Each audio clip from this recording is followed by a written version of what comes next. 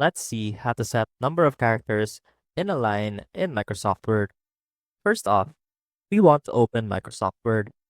And as you can see right here, we have our document ready. Now let's say that currently we want to insert all of this text into our document. Now you'll see that the text cuts off right here at this particular part right here.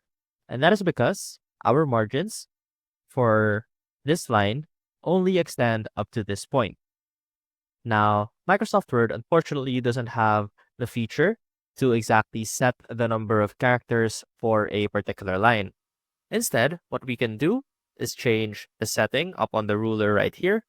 So make sure first that your ruler is selected. Now, specify where you want your line to end.